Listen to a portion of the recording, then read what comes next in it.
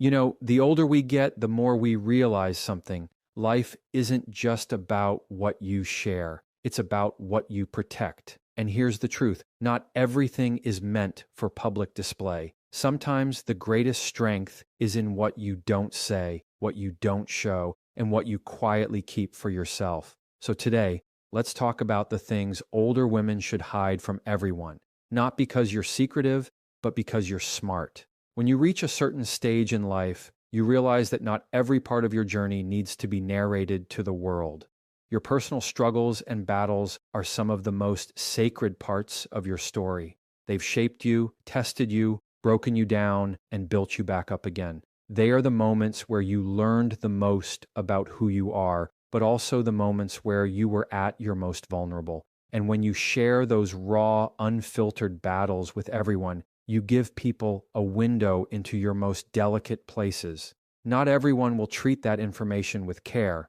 Some will sympathize, some will admire you, but others might use it to define you, to reduce you to those moments, or worse, to manipulate you. The truth is, your hardships are like your fingerprints, completely unique to you, and they deserve to be held and guarded with the same care you'd give to something irreplaceable. It's tempting to open up completely, especially when we're in a culture that constantly tells us to share our truth or be transparent. But transparency has limits when it comes to self-preservation. There is a difference between being honest and being exposed. You can be honest about the fact that you face challenges without narrating every detail of the pain. There is strength in letting people see your resilience without letting them dig through the exact trenches you've crawled out of. The people around you don't need to know the full scope of the nights you cried yourself to sleep, the times you thought about quitting, or the heartbreak that made you question your worth. Those moments are sacred because they belong to you, and you are the one who decides when, where, and with whom they are shared. When you tell everyone about your deepest struggles, you risk giving away parts of yourself that you may not be ready to have judged or misunderstood. It's important to remember that the human mind loves to label and categorize. Once you share a painful chapter, some people will forever read you through that lens. They might measure your current strength by the weakness they once saw, or hold you to the version of yourself you were in that low moment.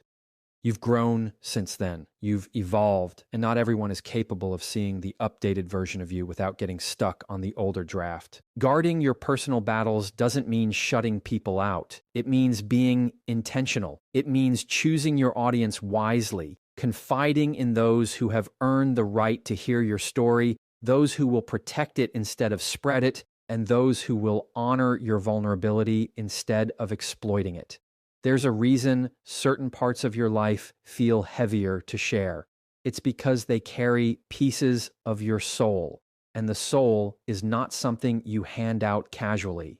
You've already fought through so much, and you owe it to yourself to keep certain victories and scars as private treasures. You don't have to let everyone in on the exact details of the storm you survived to prove you're strong. Your strength is visible in how you carry yourself today, in your composure, in your peace, in the way you no longer flinch when life throws something unexpected at you. The quiet confidence of someone who has survived without broadcasting every wound speaks louder than any story could.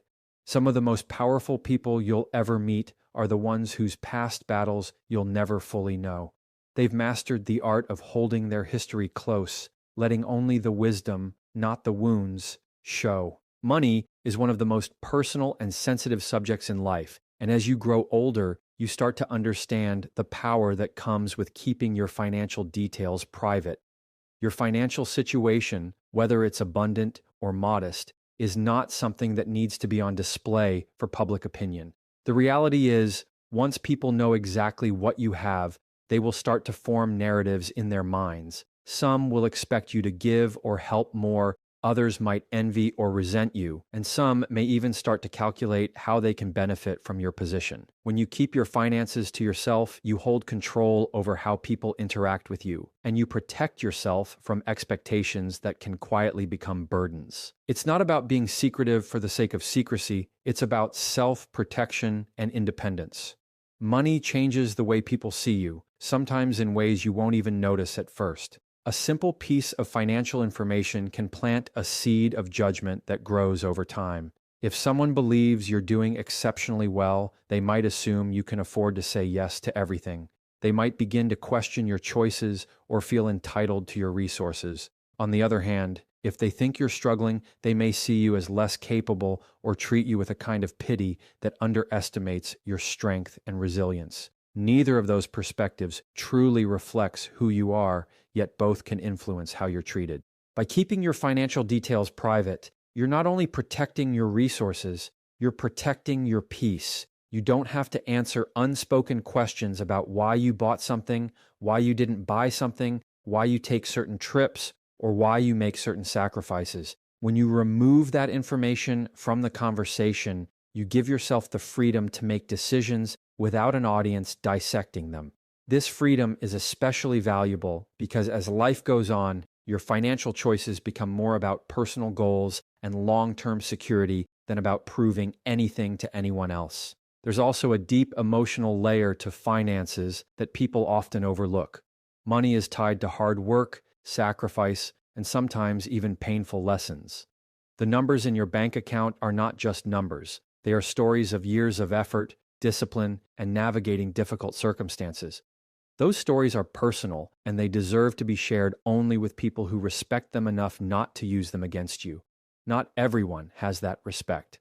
Some see financial details as an opportunity to measure your worth or compare themselves to you, which can quietly create distance, competition, or tension in relationships that once felt simple. Your romantic history is one of the most personal archives you will ever have, and not everyone deserves a copy. It contains moments of deep connection, heartbreak, lessons learned, and choices you made in times when you were different from who you are now.